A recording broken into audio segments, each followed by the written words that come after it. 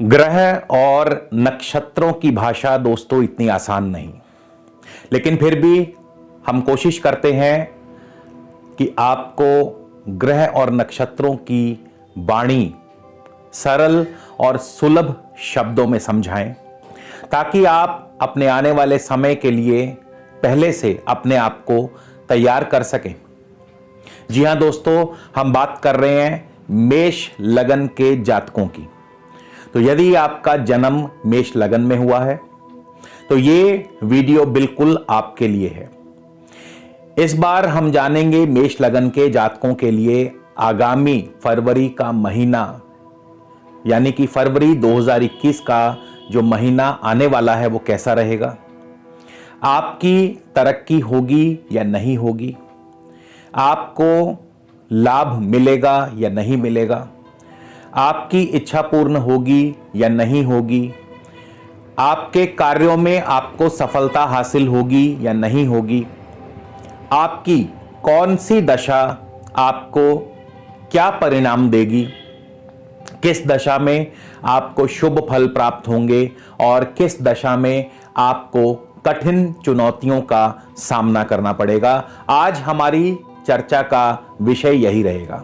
तो दोस्तों, स्वागत है एक बार फिर से आप सबका आपके अपने चैनल स्काई स्पीक्स पर। और इसके अलावा यदि आप मुझसे अपनी जन्म पत्री के संबंध में किसी भी प्रकार का निजी ज्योतिषीय परामर्श लेना चाहते हैं तो उसके लिए आप स्क्रीन पर दिए गए व्हाट्सएप नंबर पर मुझे अपना नाम, अपनी जन्म तिथि, जन्म समय व स्थान लिख करके भेजें और साथ ही आप जो भी जानकारी या जो भी आपका प्रश्न या समस्या है वो लिख करके भेजें। निजी ज्योतिषीय परामर्श पर शुल्क लागू रहेंगे, इस बात का अवश्य ध्यान रखें। और आप चाहें तो पहले परामर्श शुल्क की जानकारी लेने के बाद अपना अपॉइंटमेंट बुक करवा सकते हैं।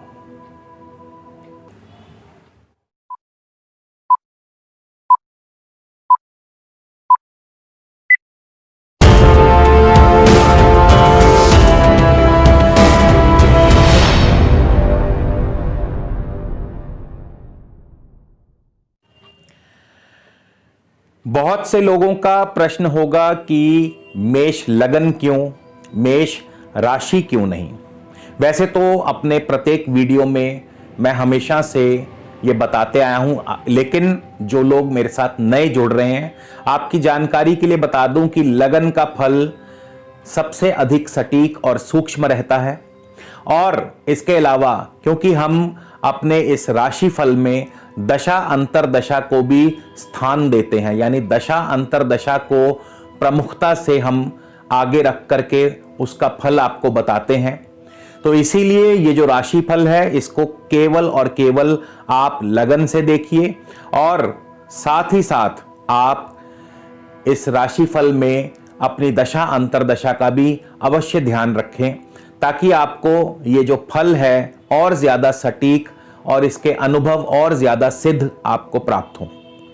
तो सबसे पहले हम जानेंगे मेष लगन के जातकों के लिए इस महीने यानी फरवरी 2021 की ग्रह चाल के बारे में। मेष लगन के स्वामी मंगल हैं और मंगल अपनी ही स्वराशि में रहेंगे। मंगल 1 फरवरी से 22 फरवरी तक मेष राशि में रहेंगे और 22 फरवरी को मंगल धन भाव यानी वृषभ राशि में प्रवेश कर जाएंगे। मंगल मेष राशि में रोचक योग का निर्माण भी करते हैं, लेकिन क्या वाकई में आपको रोचक योग का फल मिल रहा है या मिलेगा, इसकी पुष्टि हम करेंगे अभी थोड़ी देर में। राहु आपके धन भाव में चल रहे हैं, वृषभ राशि में है राहु। चंद्रमा आपके चतुर्थेश हैं, चतुर्थ भाव के स्वामी हैं चंद्रमा। तो चतुर्थ भाव संबंधी जितनी भी बातों का विचार है चंद्रमा से किया जाता है। केतु आपके अष्टम स्थान में चल रहे हैं, वृश्चिक राशि में। बृहस्पति और शनि इस महीने भी मकर राशि में ही रहेंगे। सूर्य 1 फरवरी को मकर में, 12 फरवरी को सूर्य कुंभ राशि में प्रवेश कर जाएंगे। शुक्र भी मकर राशि में रहेंगे और शुक्र 21 फरवरी को कुंभ राशि में प्रवेश कर जाएंगे। इसी प्रकार बुध जो हैं, अब बुध यहां पे इस महीना लगभग वक्र अवस्था में रहेंगे। बुध 1 फरवरी को होंगे कुंभ राशि में, और बुध जो कि ठीक एक दिन पहले 30 जनवरी को वक्री होंगे और 1 फरवरी को वक्र अवस्था में कुंभ राशि में चलेंगे। उसके पश्चात 4 फरवरी को बुध जो हैं वक्री होकर के वापस पुनः मकर राशि में प्रवेश करेंगे। फिर इसके बाद मकर राशि में 21 फरवरी को ही मार्गी होंगे और महीने के अंत तक बुध जो हैं मकर राशि में ही संचार करेंगे। तो ये सभी ग्रहों का चाल फरवरी के महीने में। अब हम बारी बारी से बात करेंगे सभी ग्रहों के फल के बारे में, और साथ ही साथ मैं आपको बताऊंगा कि उस ग्रह से संबंधी दशा अंतरदशा आपको क्या रिजल्ट्स देंगी। तो सबसे पहले हम शुरुआत करेंगे राशि स्वामी यानी लगन स्वामी मंगल से। देखिए, मंगल मेष लगन में लगनेश भी हैं, यानी लगन भाव के स्वामी हैं। मंगल अष्टमेश भी हैं, अष्टम भाव के स्वामी हैं।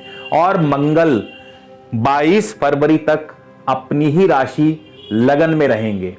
अभी बहुत सारे आपको अनेकों वीडियोस में यही सुनने को मिलेगा कि मंगल रोचक योग बना रहे हैं, मंगल अपनी स्वराशि में है, मंगल बहुत बढ़िया फल देंगे।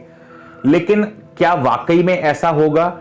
इसकी पुष्टि हमेशा नक्षत्र स्वामी करता है। मंगल जो है 1 फरवरी को भरणी नक्षत्र यानी कि शुक्र के नक्षत्र में संचार कर रहे होंगे। शुक्र आपके धन भाव के स्वामी हैं, शुक्र आपके सप्तम भाव के भी स्वामी हैं, और महीने के शुरुआत में शुक्र जो हैं आपके दशम भाव में, यानी द्वितीय, सप्तम और दशम भाव का फल आपको देंगे मंगल शुक्र के जरिए, यानी मंगल के माध्यम से शुक्र का फल मिलेगा। तो जिनको भी इस समय वर्तमान में मंगल की ही दशा अंतरदशा चल रही है, तो ये फल आपके लिए। मंगल आपके शुक्र के नक्षत्र भरणी नक्षत्र में है, और जाहिर है आर्थिक स्थिति आपकी मजबूत होगी। क्यों? क्योंकि शुक्र जो है आपके धन भाव के स्वामी होकर के दशम भाव में बैठे हैं, सप्तम भाव के स्वामी होकर के दशम भाव में बैठे हैं। तो ये आपकी आर्थिक स्थिति को मजबूत करते हैं, आपकी कारोबारी स्थिति को मजबूत करते हैं, यानी कारोबार बहुत बढ़िया चलेगा, आर्थिक स्थिति बहुत मजबूत होगी, आपको उत्तम धन लाभ होगा, नौकरी में प्रमोशन, कारोबार में तरक्की, नए ऑर्डर्स मिल सकते हैं, नए प्रोजेक्ट्स मिल सकते हैं, कारोबार की वृद्धि होगी, मान सम्मान की वृद्धि होगी, राजनीतिक व सामाजिक क्षेत्र में आपको सफलता हासिल होगी। इसके अलावा परिवार में भी आपके सुखद माहौल, क्योंकि द्वितीय भाव कुटुंब का है, तो कुटुंब से, परिवार से आपका तालमेल बना रहेगा। द्वितीय भाव धन का है, धन की वृद्धि होगी। द्वितीय भाव वाणी का है, तो यदि आप वाणी से जुड़े कार्यों में हैं, जैसे कि कोई एक्टर हो, सिंगर हो, या कोई पॉलिटिशियन हो, या कोई वकील हो, तो जितने भी वाणी से जुड़े कार्य हैं उसमें आपको लाभ होगा, आपकी वाणी की महत्ता जो है वो बढ़ेगी। इसके अलावा दोस्तों, द्वितीय भाव पंचम से दशम भाव पड़ता है, यानी संतान की वृद्धि होगी, क्योंकि पंचम से दशम यानी संतान की वृद्धि, संतान की तरक्की। द्वितीय भाव सप्तम से अष्टम पड़ता है, तो थोड़ी सी पार्टनर की सेहत खराब हो सकती है। द्वितीय भाव चौथे से 11वां पड़ता है, तो भूमि आदि, जायदाद आदि कार्यों से आपको लाभ होगा। द्वितीय भाव जो है पिता पक्ष से छठा पड़ता है, तो यानी आपको पिता की सेहत का थोड़ा सा ध्यान रखना पड़ेगा। उसके बाद हम बात करेंगे सप्तम भाव की, क्योंकि शुक्र सप्तम भाव के स्वामी हैं, तो सप्तम भाव कारोबार का है, कारोबार की वृद्धि। सप्तम भाव लिटिगेशन का भी है, तो अगर आपका कोई पुराना केस चल रहा है तो उसमें आपको दिक्कतें बढ़ सकती हैं। सप्तम भाव ऑपोजिशन का है, विरोधी आपको परेशान कर सकते हैं। सप्तम भाव नए प्रोजेक्ट्स का है, नए ऑर्डर्स का है, डे टू डे बिजनेस का है, डेली बिजनेस का है, तो डेली बिजनेस में आपको लाभ होगा, नए ऑर्डर्स, नए प्रोजेक्ट्स मिल सकते हैं। सप्तम भाव वैवाहिक सुख को दर्शाता है, तो आपके विवाह के योग बन सकते हैं, क्योंकि द्वितीय और सप्तम मिलकर के विवाह के योग बना सकते हैं। वैवाहिक कार्य में आपको वृद्धि हो सकती है, वैवाहिक सुख की प्राप्ति हो सकती है, पार्टनर के साथ आपकी तालमेल अच्छा बन सकता है। इसके बाद शुक्र जो है दशम भाव में है, तो शुक्र क्योंकि एक स्त्री ग्रह है, शुक्र कला के प्रेमी है, सौंदर्य के प्रेमी है, कला, साहित्य, सौंदर्य, इन सभी चीजों से, यानी शुक्र की जितनी भी वस्तुएं हैं, कारक चीजें हैं, उन सभी से आपको लाभ होगा। यदि आप शुक्र के संबंधी कारोबार जैसे कि फूलों का कारोबार, इत्र का कारोबार, या साज सज्जा का सामान, सौंदर्यवर्धक वस्तुएं, या स्त्रियों से संबंधी कारोबार, तो इन सभी कारोबार में शुक्र आपको उत्तम धन लाभ करवाएंगे। ये हम बात कर रहे हैं मंगल की दशा अंतरदशा की, अभी मंगल से ध्यान नहीं हटेगा आपका, मंगल को याद रखिएगा। इसके बाद 22 फरवरी को मंगल जो है चले जाएंगे वृषभ राशि, शुक्र की ही राशि में। लेकिन उससे पहले मंगल 16 फरवरी को कृतिका नक्षत्र यानी कि सूर्य के नक्षत्र में प्रवेश करेंगे। अब यहां से मंगल का फल चेंज हो जाएगा, तो मंगल कृतिका नक्षत्र सूर्य के नक्षत्र में होंगे। सूर्य आपके पंचमेश हैं, और पंचमेश होकर के सूर्य आपके उस समय लाभ स्थान में चल रहे हैं। सबसे पहले तो 5 और 11 का योग मिलकर के देता है संतान सुख की वृद्धि, यानी कि संतान सुख की वृद्धि होगी, संतान से लाभ होगा, संतान को लाभ होगा। इसके बाद पंचम स्थान लव लाइफ का है, तो आपकी लव लाइफ बहुत बढ़िया चलेगी। यदि आप किसी को प्रपोज करना चाहते हैं तो आप कर सकते हैं, उसमें सफलता मिलेगी। खास करके जिनको मंगल की दशा अंतरदशा बिल्कुल ना भूलिएगा। फिर पंचम स्थान शेयर मार्केट का है, पंचमेश लाभ स्थान में है, शेयर मार्केट से धन लाभ होगा। पंचम स्थान आपका खेल कूद का है, खेल कूद से लाभ होगा। पंचम स्थान कला का है, साहित्य का है, पंचम स्थान आर्ट्स का है, कल्चर का है, इन सभी क्षेत्रों से आपको लाभ होगा। और सूर्य नैसर्गिक कारक है सरकार के, सरकारी कार्यों के, सूर्य नैसर्गिक रूप से सरकारी कार्यों के कारक हैं, तो सरकारी कार्यों से या सरकार के माध्यम से या सरकारी गतिविधियों से आपको लाभ होगा। अब हम आगे बढ़ते हैं, राहु की बात कर ले। राहु आपके धन भाव में है, तो यदि आपको इस समय वर्तमान में राहु की दशा अंतरदशा चल रही है तो यह फल आपके लिए, मेष लगन के जातकों के लिए।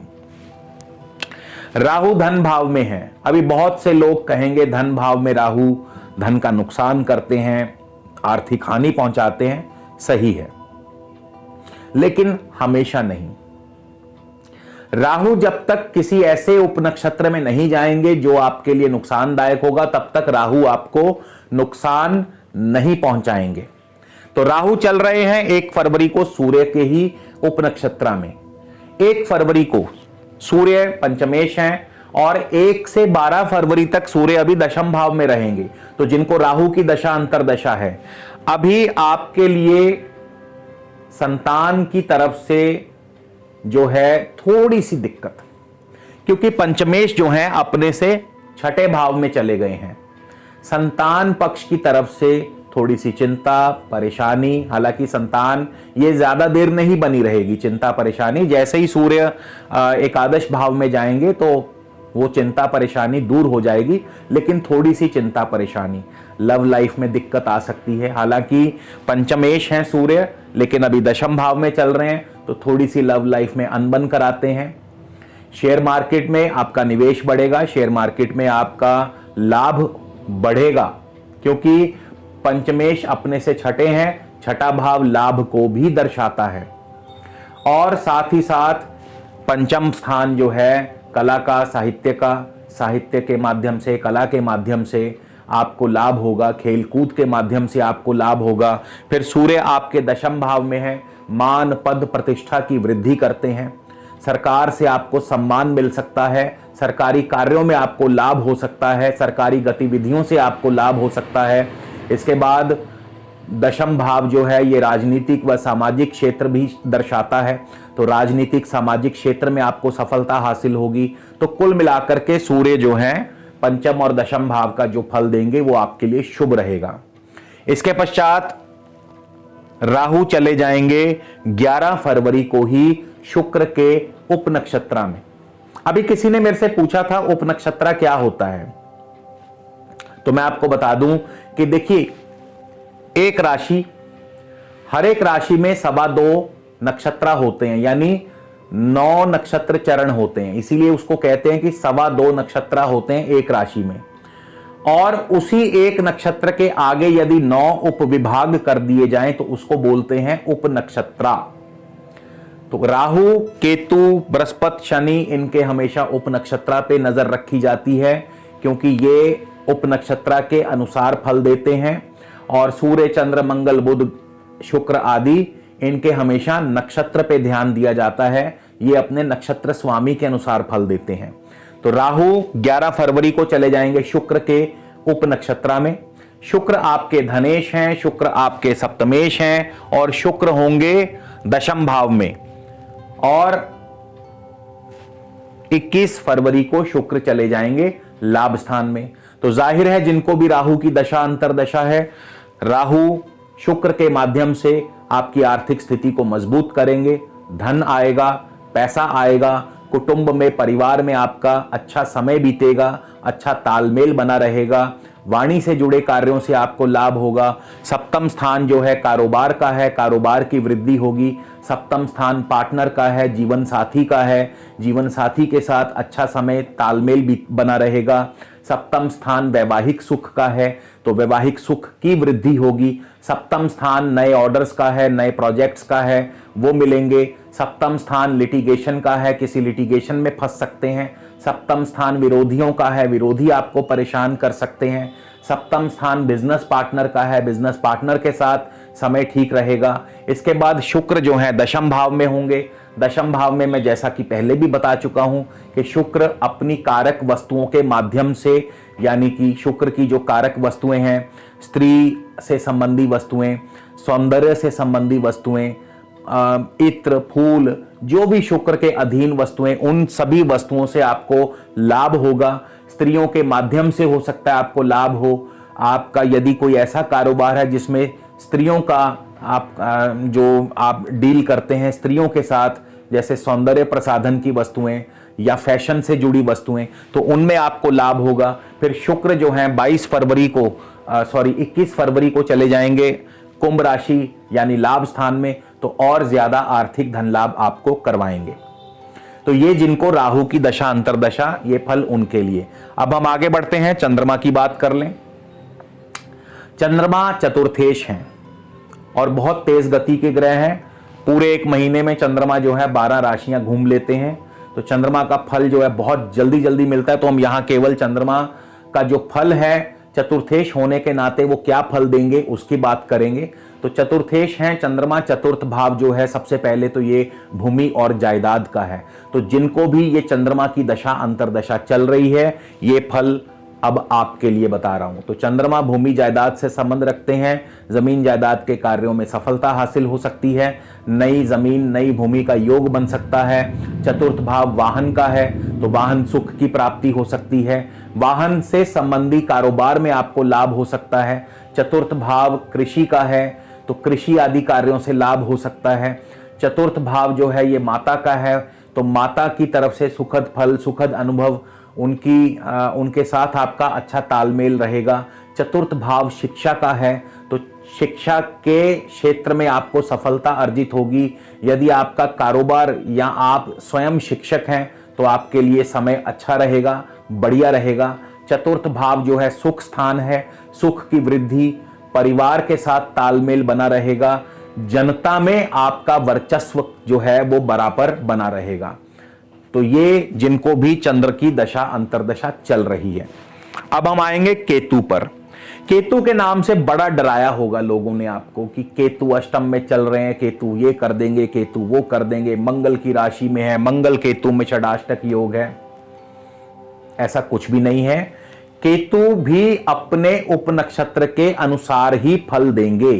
तो जिनको भी केतु की दशा अंतरदशा चल रही है, ये फल आपके लिए। देखिए, केतु 1 फरवरी को होंगे चंद्रमा के ही नक्षत्र, चंद्रमा के उपनक्षत्र में। चंद्रमा चतुर्थेश हैं, तो अभी अभी जितने भी फल मैंने आपको चंद्रमा के बताए इससे पहले, वो सभी फल आपको प्राप्त होंगे केतु की दशा अंतरदशा में भी। इसके बाद 19 फरवरी को चले जाएंगे केतु सूर्य के उपनक्षत्र में। सूर्य पंचमेश हैं और सूर्य होंगे आपके लाभ स्थान में। पंचमेश होकर के लाभ स्थान में संतान की वृद्धि, संतान से लाभ, संतान को लाभ, शेयर मार्केट से लाभ, लव लाइफ बढ़िया चलेगी, खेल कूद, कला, साहित्य, आर्ट्स, कल्चर, पंचम स्थान से जितनी भी बातों का विचार किया जाता है उन सभी क्षेत्रों से लाभ। सूर्य स्वयं आपके लाभ स्थान में है। कारोबार से लाभ, नौकरी से लाभ, मित्रों से लाभ, सरकारी अफसरों से लाभ, सरकार से लाभ, सरकारी कार्यों से लाभ, क्योंकि लाभ स्थान में बैठे हैं तो लाभ तो देंगे ही देंगे। लेकिन किनको? जिनको केतु की दशा अंतरदशा इस समय चल रही है उनकी बात कर रहा हूं। और इसके अलावा केतु अष्टम स्थान में, थोड़ा सा पितृपक्ष की तरफ से, पिता की तरफ से थोड़ी सी चिंता परेशानी जरूर बनी रह सकती है। केतु अष्टम स्थान का भी फल जरूर देंगे। तो केतु अष्टम स्थान में थोड़ी सी बाधाएं, लेकिन बहुत मामूली सी, ज्यादा घबराने की जरूरत नहीं है, क्योंकि केतु जिस उपनक्षत्र में है वो उपनक्षत्र स्वामी आपके इस समय शुभ भाव में है, तो इसलिए केतु के आपको शुभ फल ही प्राप्त होंगे। अब हम आगे बढ़ते हैं और बात करेंगे आपके दशमेश शनि की। देखिए, शनि जो है बड़े लंबे समय से मकर राशि में है, यानी कि शनि मकर राशि में अभी काफी लंबे समय तक आगे भी रहेंगे।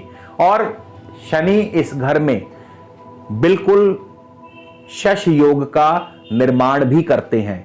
शश योग पंच महापुरुष योग में से सबसे प्रबल योग माना गया है, क्योंकि शनि जो है लंबे समय तक एक राशि में रहते हैं, तो इसीलिए लंबे समय तक फल भी देते हैं, इसीलिए शश योग को प्रबल माना गया। लेकिन क्या शनि जितनी देर मकर राशि में रहेंगे क्या वही वैसा ही फल मिलेगा? क्या वाकई आपको शनि के शश योग के फल मिल रहे हैं, या कहानी कुछ और है? कहानी में ट्विस्ट हमेशा याद रखिए कि नक्षत्र स्वामी और उपनक्षत्र स्वामी देगा।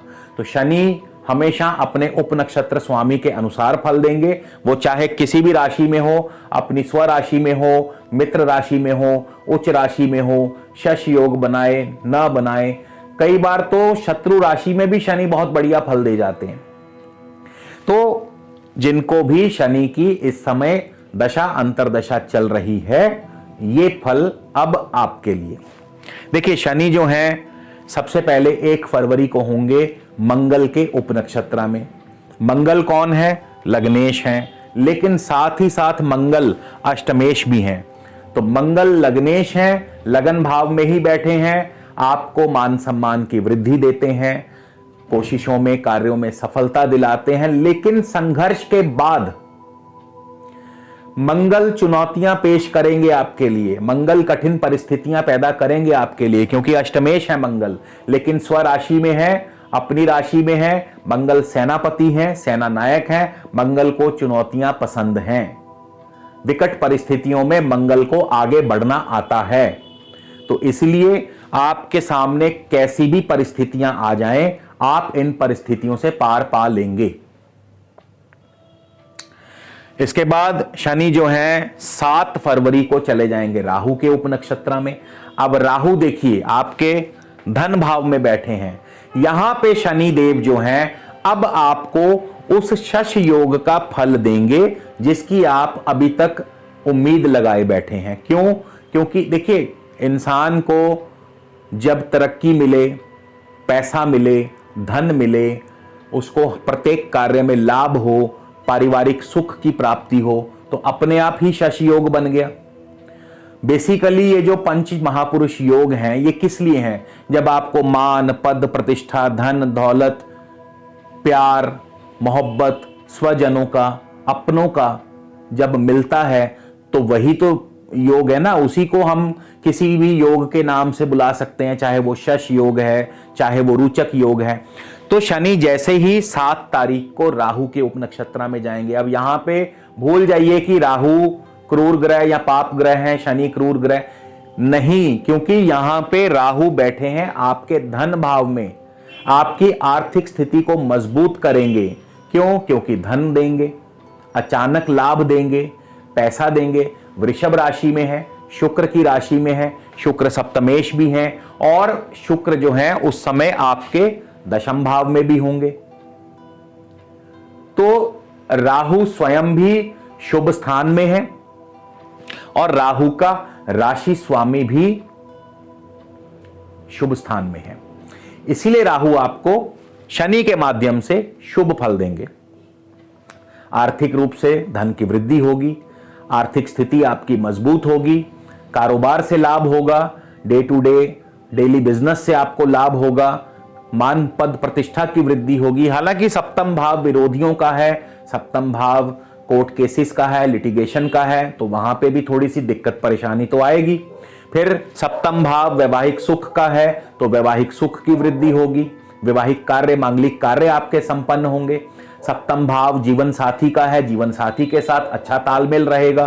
फिर शुक्र आपके दशम भाव में है, तो वही घूम फिर के आ गए वापस कि शुक्र के माध्यम से लाभ होगा, शुक्र की कारक वस्तुओं से लाभ होगा, जैसे कि सौंदर्य, फैशन, डिजाइनिंग, आर्ट्स, कल्चर और क्या क्या चीजें हैं, कपड़ा, तो जितनी भी शुक्र की चीजें हैं उनसे आपको लाभ होगा। फिर शनि चले जाएंगे 25 जनवरी को बृहस्पति के उपनक्षत्र में। अब यहां पे शनि देव जो हैं थोड़ा सा फल अपना कम करेंगे। वो जो शुक्र के राहु के उपनक्षत्र में जो आपको शुभ फल दे रहे थे, अब बृहस्पति के उपनक्षत्र में उस फल में थोड़ी सी कमी आएगी। क्यों आएगी मैं बता देता हूं। पहली बात तो बृहस्पति नवम भाव के स्वामी हैं, नवमेश हैं, और बृहस्पति 12वें स्थान के भी स्वामी हैं।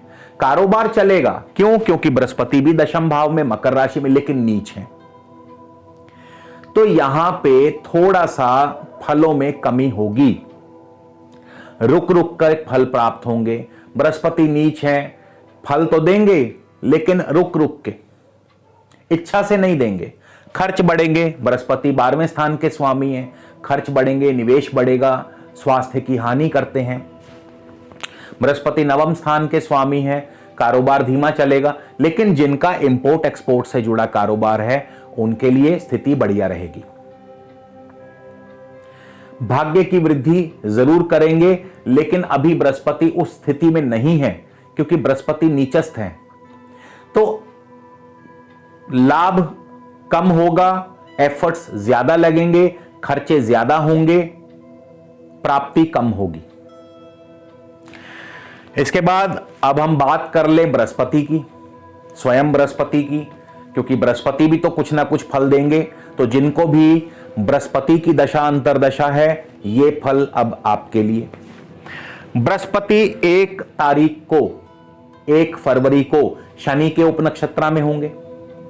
शनि आपके दशमेश हैं और लाभेश हैं, तो जिनको भी बृहस्पति की दशा अंतर्दशा है उनके लिए बहुत बढ़िया स्थिति।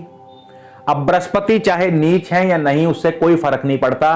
बृहस्पति का उपनक्षत्र स्वामी बहुत स्ट्रांग है। क्यों? क्योंकि शनि स्वयं अपनी राशि में बैठे हैं। मान सम्मान की वृद्धि होगी, पद प्रतिष्ठा की वृद्धि होगी, कारोबार की वृद्धि, नौकरी में प्रमोशन मिल सकता है, हर प्रकार से उत्तम धन लाभ आपको मिलेगा, आर्थिक स्थिति मजबूत होगी, शेयर मार्केट से लाभ होगा, मित्रों से लाभ होगा, राजनीतिक सामाजिक क्षेत्र से आपको लाभ होगा। तो जितने भी शुभ फल गिनाए जा सकते हैं, यहां पे बृहस्पति आपको शश योग का फल देंगे शनि के माध्यम से। क्यों? क्योंकि शनि के उपनक्षत्र में है। फिर बृहस्पति 9 फरवरी को चले जाएंगे बुध के उपनक्षत्र में।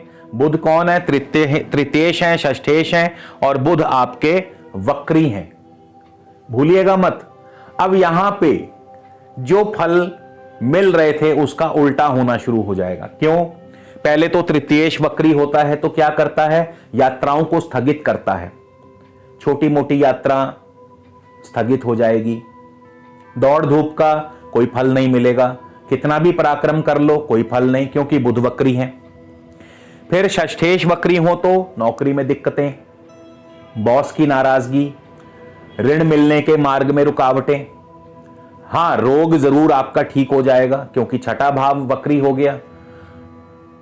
उसके बाद बुध कहां से वक्री होके आ रहे हैं?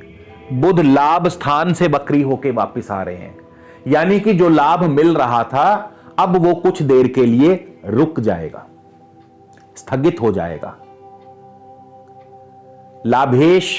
लाभ स्थान से बुध वक्री होकर के वापस दशम भाव में आ रहे हैं।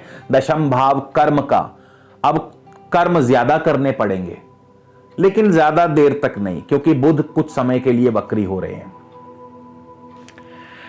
फिर बृहस्पति जाएंगे 17 तारीख को केतु के उपनक्षत्र में। अब स्थितियां थोड़ी सी कठिन होंगी। क्यों? क्योंकि केतु अष्टम भाव में है, मंगल की राशि में है, मंगल आपके लगन भाव में है, मंगल की दृष्टि भी है। हालांकि मंगल जाएंगे अभी बीच में 22 तारीख को जाएंगे, लेकिन उससे पहले ही बृहस्पति का उपनक्षत्र चेंज हो जाएगा। तो केतु अष्टम भाव में आपके लिए कठिन और विकट परिस्थितियां पैदा करते हैं। बृहस्पति देखिए, जहां सेनापति मंगल, सेना नायक मंगल को कठिन परिस्थितियां पसंद हैं, बृहस्पति को कठिन परिस्थितियां पसंद तो नहीं, लेकिन अपनी सूझबूझ के माध्यम से, अपनी विवेक के माध्यम से उन कठिन परिस्थितियों को, उन चुनौतियों को पार पा लेंगे। लेकिन दिक्कत तो होती है। अब आपके सामने चुनौतियां हो, कठिन परिस्थितियां हो, आपको दिक्कत तो होगी ना। ये ज्यादा देर तक नहीं रहेगी, क्योंकि 20 फरवरी को ही बृहस्पति शुक्र के उपनक्षत्र में चले जाएंगे। यहां पे फिर आपके लिए जो वो थोड़ी सी चुनौतियां पेश आ रही थी वो एकदम ठीक होनी शुरू हो जाएंगी। कारोबार से लाभ मिलना शुरू। क्यों? क्योंकि शुक्र धनेश हैं, सप्तमेश हैं और लाभ स्थान में बैठे हैं। 20 फरवरी को बृहस्पति शुक्र के उपनक्षत्र में जाएंगे और 21 को ही शुक्र लाभ स्थान में चले जाएंगे। धनेश, सप्तमेश, लाभ स्थान में धन लाभ होगा, उत्तम धन लाभ होगा, कुटुंब सुख की वृद्धि, पारिवारिक सुख की वृद्धि, वैवाहिक सुख की वृद्धि, पार्टनर के साथ तालमेल, बिजनेस में आपकी प्रमोशन, नौकरी में तरक्की। लाभ स्थान है, कोई ना कोई इच्छा पूर्ति करेंगे, मित्रों से लाभ होगा, शुक्र के कारोबार से लाभ होगा, या जैसे कि सौंदर्य की वस्तुएं, फैशन से जुड़ी वस्तुएं, आर्ट से जुड़ी वस्तुएं, कला से जुड़ी वस्तुएं, स्त्रियों के माध्यम से आपको लाभ होगा, लव लाइफ आपकी बढ़िया चलेगी। तो ये सारे फल जिनको बृहस्पति की दशा अंतरदशा चल रही है उनके लिए। अब हम आगे बढ़ते हैं और फटाफट से सूर्य, बुध और शुक्र का फल भी जान लेते हैं। तो सबसे पहले सूर्य। तो यदि आपको इस समय वर्तमान में सूर्य की दशा अंतरदशा है तो ये फल आपके लिए। सूर्य 1 फरवरी को श्रवण नक्षत्र में होंगे, यानी चंद्रमा के नक्षत्र में। चंद्रमा आपके चतुर्थेश हैं। भूमि, भवन, वाहन, कृषि, शिक्षा, इन सभी क्षेत्रों में आपको सफलता अर्जित होगी, लाभ होगा। इसके पश्चात सूर्य 6 तारीख को धनिष्ठा यानी मंगल के नक्षत्र में। मंगल आपके लग्नेश हैं, लगन भाव में है, अष्टमेश भी हैं। तो कोशिशों में, कार्यों में थोड़ी सी चुनौतियां आएंगी, विकट परिस्थितियां आएंगी, लेकिन सफलता जरूर मिलेगी, क्योंकि मंगल जो है रुकना और थकना इनका काम नहीं है। तो बिना थके, बिना रुके ये अपना कार्य करते जाते हैं। बस अपने गुस्से पर काबू रखिएगा, क्रोध पर काबू रखिएगा और जल्दबाजी में कोई कार्य बिगड़ ना जाए, इसका ध्यान रखिएगा। सूर्य 19 तारीख को चले जाएंगे शतभिषा नक्षत्र में, राहु के नक्षत्र में। राहु धन भाव में है, शुक्र की राशि में है, शुक्र सप्तमेश भी है। शुक्र आपके उस समय लाभ स्थान में 21 फरवरी को चले जाएंगे। तो जाहिर है 2, 7 और 11 का योग सबसे पहले तो वैवाहिक सुख की वृद्धि करता है, यानी कि आपके घर में, परिवार में मांगलिक कार्य, जिनको भी सूर्य की दशा अंतरदशा है उनकी विवाह संबंधी कार्य पूर्ण होंगे, विवाह में आ रही बाधा दूर होगी, घर में वैवाहिक कार्य या मांगलिक कार्य संपन्न होंगे, उत्तम धन लाभ होगा, नए प्रोजेक्ट्स मिलेंगे, कारोबार की वृद्धि होगी, हर प्रकार से लाभ होगा सूर्य की दशा अंतरदशा में। बुध की बात कर लें, बुध वक्री है। लगभग महीने का पूरा हिस्सा बुध के वक्री होने में निकल जाएगा। 21 तारीख को मार्गी होंगे, तो 21 तारीख तक बुध जो हैं अभी आपको विपरीत फल प्रदान करेंगे। तो बुध जो हैं 1 फरवरी को धनिष्ठा यानी मंगल के नक्षत्र में होंगे। मंगल आपके लग्नेश और अष्टमेश हैं, तो लग्नेश और अष्टमेश बुध जो है मंगल के नक्षत्र में अब कोशिशों में, कार्यों में आपको विलंब से सफलता देंगे। कोशिशों में विलंब से सफलता, मान पद प्रतिष्ठा में जो आपको मिलना चाहिए उसमें कटौती कर देंगे, क्योंकि बुध वक्री हैं, विपरीत फल देंगे। फिर 10 तारीख को बुध चले जाएंगे श्रवण नक्षत्र यानी चंद्र के नक्षत्र में। चंद्रमा चतुर्थ भाव के स्वामी हैं, तो भूमि, भवन, वाहन, कृषि, शिक्षा, इन सभी कार्य क्षेत्रों में आपको दिक्कतें पैदा करेंगे, डिले पैदा करेंगे, इन कार्यों में आपको विलंब पैदा करेंगे। लेकिन सिर्फ 21 तारीख तक। 21 तारीख को जैसे ही बुध मार्गी होंगे तो इन सभी क्षेत्रों में आपको वापस से सफलता मिलनी आरंभ हो जाएगी। तो केवल कुछ समय के लिए बाधा उत्पन्न होगी, उसके बाद 21 फरवरी के बाद बुध वापस से भूमि, भवन, वाहन, कृषि, शिक्षा, इन सभी क्षेत्रों से आपको सफलता दिलाएंगे। शुक्र की बात कर लें तो शुक्र आपके महीने के शुरुआत में दशम भाव में होंगे, मकर राशि में। 21 फरवरी को शुक्र लाभ स्थान में। जिनको भी शुक्र की दशा अंतरदशा चल रही है, ये फल आपके लिए। 1 तारीख को शुक्र उत्तराषाढ़ा नक्षत्र यानी सूर्य के नक्षत्र में होंगे। सूर्य पंचमेश हैं, दशम भाव में बैठे होंगे। तो पंचमेश दशम भाव में क्या करता है? संतान की तरफ से थोड़ी बहुत चिंता, लेकिन संतान से सुखद अनुभव भी प्राप्त होंगे। शेयर मार्केट में निवेश बढ़ेगा, लव लाइफ ठीक ठाक चलेगी। खेल कूद, कला, साहित्य, आर्ट्स, कल्चर, इन सभी क्षेत्रों से आपको तरक्की होगी, लाभ होगा। नौकरी में, कारोबार में तरक्की होगी, क्योंकि सूर्य आपके दशम भाव में है। और सरकारी कार्यों से आपको लाभ होगा, या सरकारी कार्यों में आपको सफलता हासिल होगी। सरकार से मान पद प्रतिष्ठा की वृद्धि होगी। इसके बाद 5 तारीख को शुक्र चले जाएंगे श्रवण के नक्षत्र में, चंद्रमा के नक्षत्र में। चंद्रमा चतुर्थेश हैं, शुक्र भी वाहन के स्वामी, तो भूमि, भवन, वाहन, कृषि, शिक्षा, इन सभी क्षेत्रों से सफलता और लाभ अर्जित होगा। 16 तारीख को माफ कीजिए 15 तारीख को शुक्र धनिष्ठा नक्षत्र में होंगे, मंगल के नक्षत्र में। थोड़ी सी परिस्थितियां विकट होंगी, चुनौतियां आएंगी सामने मंगल के नक्षत्र में। मंगल भले ही लग्नेश हैं, लेकिन मंगल अष्टमेश भी हैं। कार्यों में सफलता मिलेगी, लेकिन विलंब से थोड़ी सी बाधाएं जरूर आएंगी, लेकिन आप इन बाधाओं से पार पा लेंगे।